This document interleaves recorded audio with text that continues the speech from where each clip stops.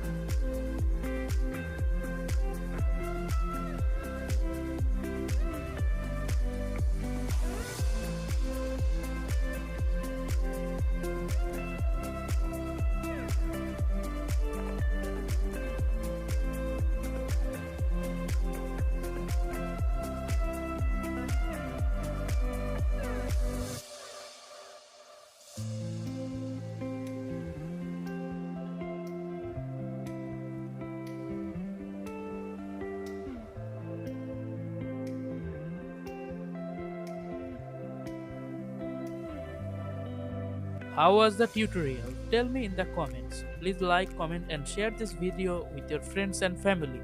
Also, please subscribe and don't forget to click the bell icon for more videos.